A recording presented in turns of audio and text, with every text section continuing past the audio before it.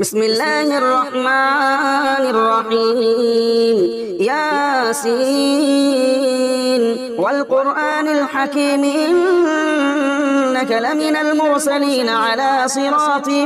مستقيم تنزيل العزيز الرحيم لتنذر قوما ما أنذر آباؤهم فهم غافلون لقد حق القول على أكثرهم فهم لا يؤمنون إنا جعلنا في أعناقهم أغلالا فهي إلى الأذقان فهم مقمحون وجعلنا من بين أيديهم سدا ومن خلفهم سدا فأغشيناهم فهم لا يبصرون وسواء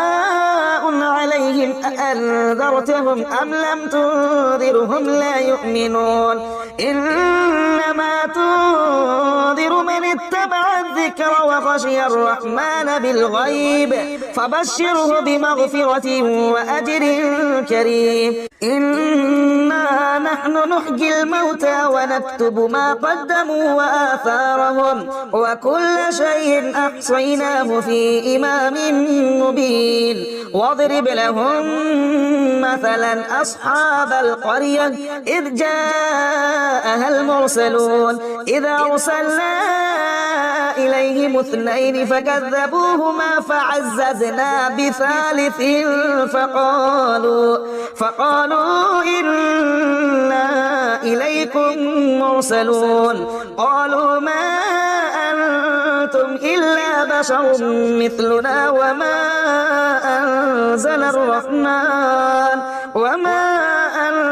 أنزل الرحمن من شيء إن أنتم إلا تكذبون قالوا ربنا يعلم إنا إليكم لمرسلون وما علينا إلا البلاغ المبين قالوا إنا تطيرنا بكم لئن لم تنتهوا لنرجمنكم وليمسنكم منا عذاب أليم قالوا طائركم معكم أئن ذكرتم بل أنتم قوم مسرفون وجاء من أقصى المدينة رجل يسعى قال يا قوم اتبعوا المرسلين اتبعوا من لا يسألكم أجرا وهم مهتدون وما لي لا أعبد الذي فطرني وإليه ترجعون أأتخذ من دونه آلهة إن يردني الرحمن بضر لا تغن عني شفاعتهم شيئا ولا ينقذون إني إذا لفي ضلال مبين إني آمنت بربكم فاسمعون قيل ادخل الجنة قال يا ليت قومي يعلمون بما غفر لي ربي وجعلني من المكرمين وما أنزلنا على قومه من بعده من جند من السماء وما كنا منزلين إن كانت إلا صيحة واحدة فإذا هم خامدون يا حسرة على العباد ما يأتيهم من رسول إلا كانوا به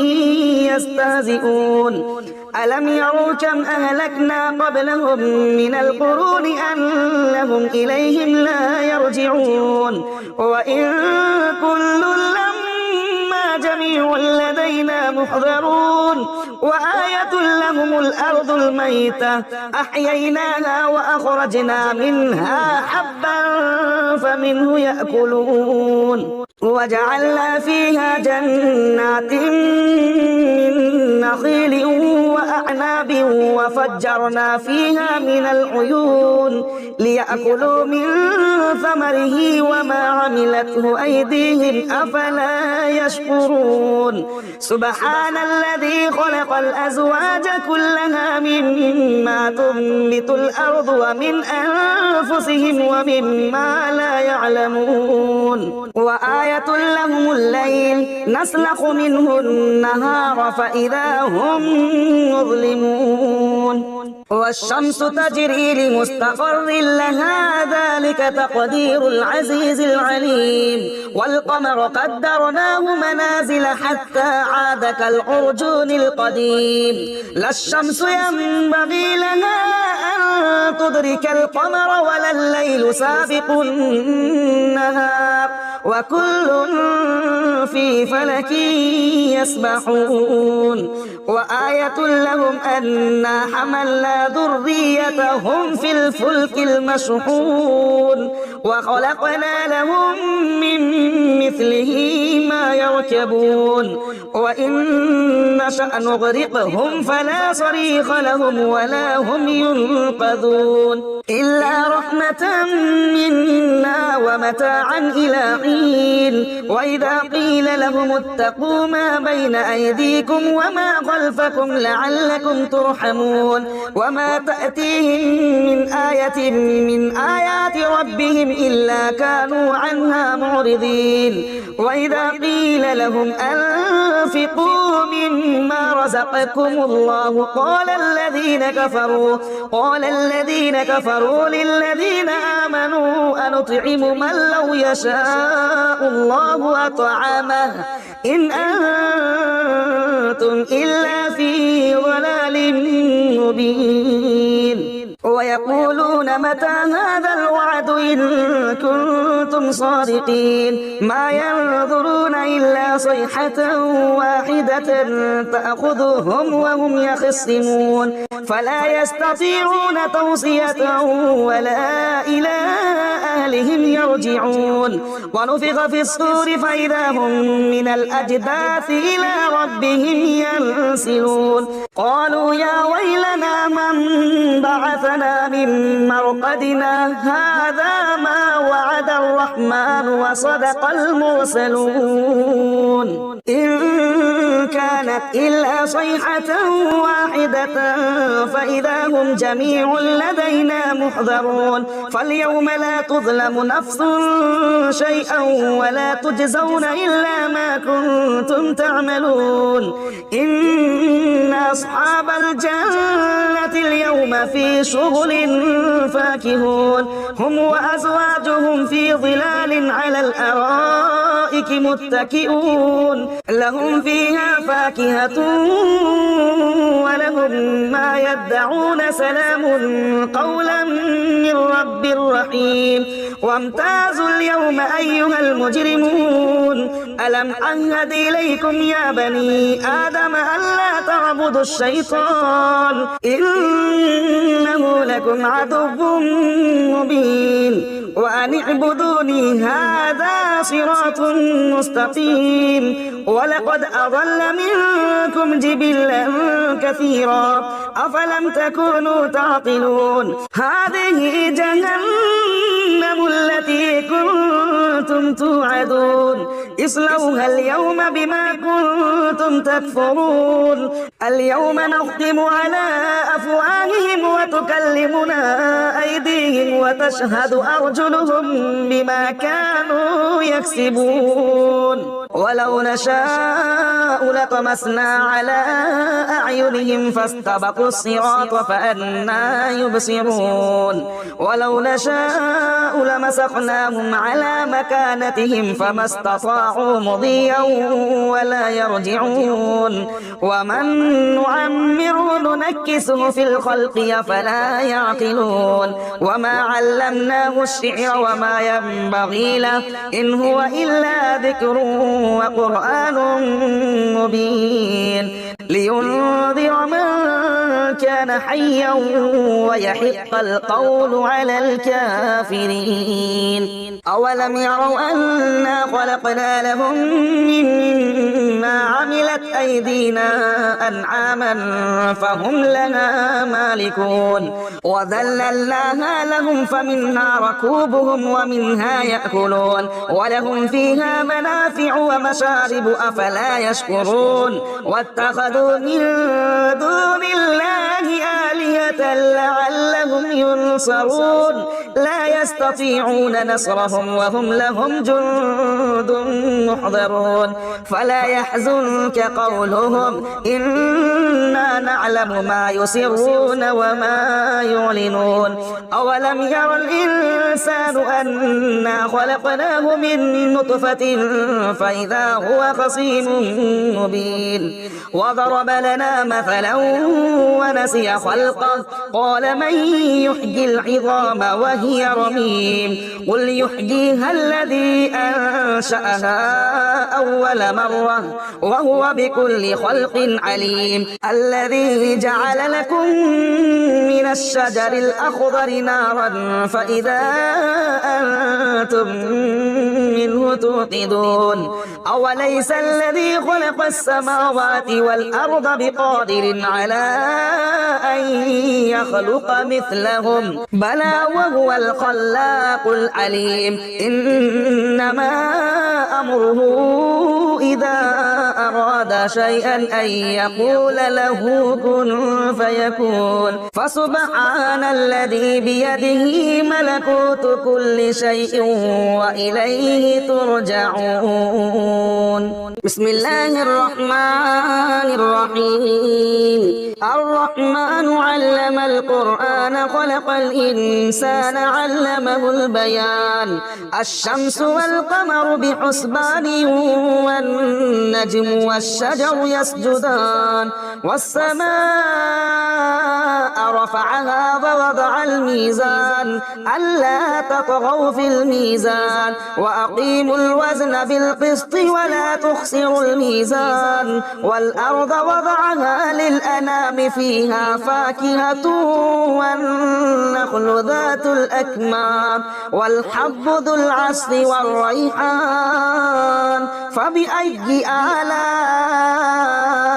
ربكما تكذبان خلق الإنسان من صلصال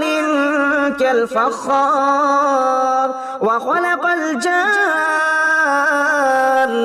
من مارج من نار فبأي آلاء ربكما تكذبان رب المشرقين ورب المغربين فبأي آلاء ربكما تكذبان مرج البحرين يلتقيان بينهما برزخ لا يبغيان فبأي آلاء ربكما تكذبان يخرج منهما اللؤلؤ والمرجان فبأي آلاء ربكما تكذبان وله الجوار المنشآت في البحر كالأعلام فبأي آلاء ربكما تكذبان كل من عليها فان ويبقى وجه ربك ذو الجلال والإكرام فبأي آلاء ربكما تكذبان يسأله من في السماوات والأرض كل يوم هو في شأن فبأي آلاء ربكما تكذبان سنفرغ لكم أيها الثقلان فبأي آلاء ربكما تكذبان يا معشر الجن والإنس إن استطعتم أن تنفذوا من أقطار السماوات والأرض فانفذوا لا تنفذون إلا بسلطان فبأي آلاء ربكما تكذبان يرسل عليكما شباب من نار ونحاس فلا تنتصران فبأي آلاء ربكما تكذبان فإذا وانشقت السماء فكانت وردة كالدهان فبأي آلاء ربكما تكذبان فيومئذ لا يسأل عن ذنبه إنس ولا جان فبأي آلاء ربكما تكذبان يعرف المجرمون بسيماهم فيؤخذ بالنواصي والأقدام فبأي آلاء ربكما تكذبان هذه جهنم التي يكذب بها المجرمون يطوفون بينها وبين حميم آن فبأي آلاء ربكما تكذبان ولمن خاف مقام ربه جنتان فبأي آلاء ربكما تكذبان ذواتا أفنان فبأي آلاء ربكما تكذبان فيهما عينان تجريان فبأي آلاء ربكما تكذبان فيهما من كل فاكهة زوجان فبأي آلاء ربكما تكذبان متكئين على فرش بطائنها من استبرق وجنى الجنتين دان فبأي آلاء ربكما تكذبان فيهن قاصرات الطرف لم يطمثهن إنس قبلهم ولا جان فبأي آلاء ربكما تكذبان كأنهن الياقوت والمرجان فبأي آلاء ربكما تكذبان هل جزاء الإحسان إلا الإحسان فبأي آلاء ربكما تكذبان ومن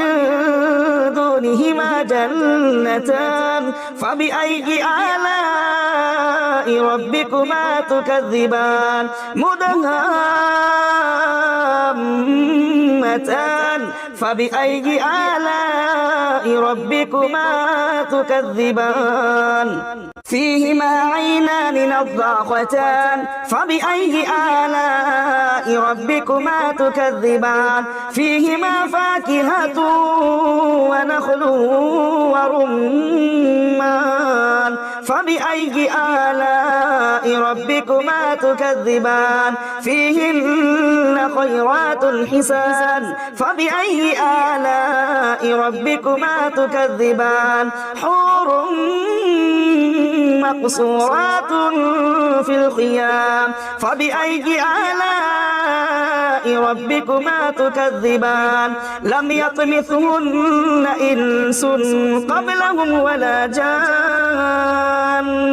فبأي آلاء ربكما تكذبان متكئين على رفرف خضر وعبقري حسان فبأي آلاء ربكما تكذبان تبارك اسم ربك ذي الجلال والإكرام بسم الله الرحمن الرحيم تبارك الذي بيده الملك وهو على كل شيء قدير الذي خلق الموت والحياة ليبلوكم أيكم أحسن عملا وهو العزيز الغفور الذي خلق 7 سماوات طباقا ما ترى في خلق الرحمن من تفاوت فارجع البصر هل ترى من فطور ثم ارجع البصر البصر كرتين ينقلب إليك البصر خاسئا وهو حسير ولقد زينا السماء الدنيا بمصابيح وجعلناها رجوما للشياطين وأعتدنا لهم عذاب السعير وللذين كفروا بربهم عذاب جهنم وبئس المصير إذا ألقوا فيها سمعوا لها شهيقا وهي تفور تكاد تميز من الغيظ كلما ألقي فيها فوج سألهم خزنتها ألم يأتكم نذير قالوا بلى قد جاءنا نذير فكذبنا وقلنا ما نزل الله من شيء إن أنتم إلا في ضلال كبير وقالوا لو كنا نسمع أو نعقل ما كنا في أصحاب السعير فاعترفوا بذنبهم فسحقا لأصحاب السعير إن الذين يخشون ربهم بالغيب لهم مغفرة وأجر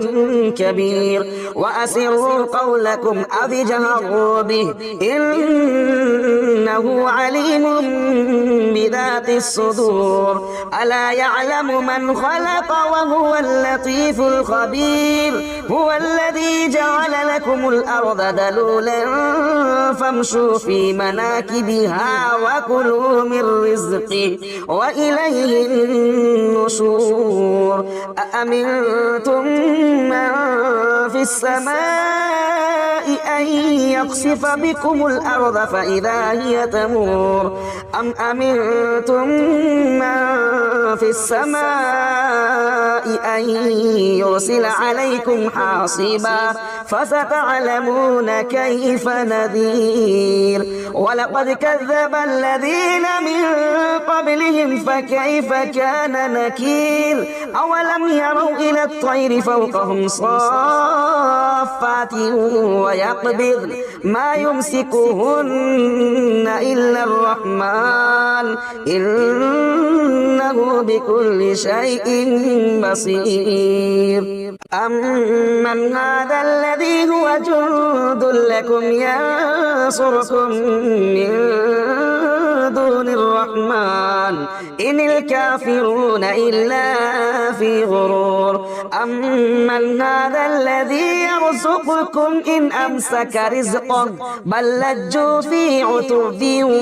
ونفور أفمن يمشي مكبا على وجهه أهدى أمن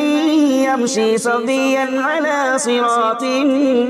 مستقيم قل هو الذي أنشأكم وجعل لكم السمع والأبصار والأفئدة قليلا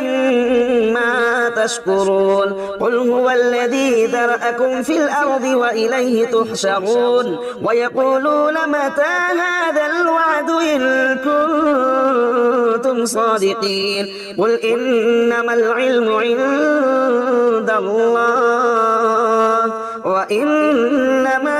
أنا نذير مبين فلما رأوه زلفة سيئت وجوه الذين كفروا وقيل هذا الذي كنتم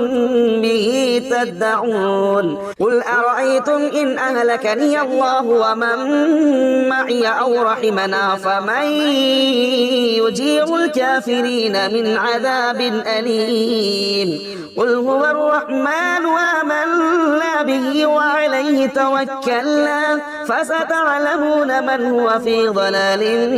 مبين قل أرأيتم إن أصبح ماؤكم غورا فمن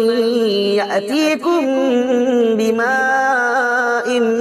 معين بسم الله الرحمن الرحيم يا أيها المزمل قم الليل الليل إلا قليلا نصفه أو انقص منه قليلا أو زد عليه ورتل القرآن ترتيلا إنا سنلقي عليك قولا ثقيلا إن ناشئة الليل هي أشد وطئا وأقوم قيلا إن لك في النهار سبحا طويلا واذكر اسم ربك وتبتل إليه تبتيلا رب المشرق والمغرب لا إله إلا هو فاتخذه وكيلا واصبر على ما يقولون وهجرهم هجرا جميلا وذرني والمكذبين أولي النعمة ومهلهم قليلا إن لدينا أنكالا وجحيما وطعاما ذا غصة وعذابا أليما يوم ترجف الأرض والجبال وكانت الجبال كثيبا مهيلا إنا أرسلنا إليكم رسولا شاهدا عليكم كما أرسلنا إلى فرعون رسولا فعصى فرعون الرسول فأخذناه أخذا وبيلا فكيف تتقون إن كفرتم يوما يجعل البلدان شيبا السماء منفطر به كان وعده مفعولا إن هذه تذكرة فمن شاء اتخذ إلى ربه سبيلا إن ربك يعلم أنك تقوم أدنى من ثلثي الليل ونصفه وثلثه وطائفة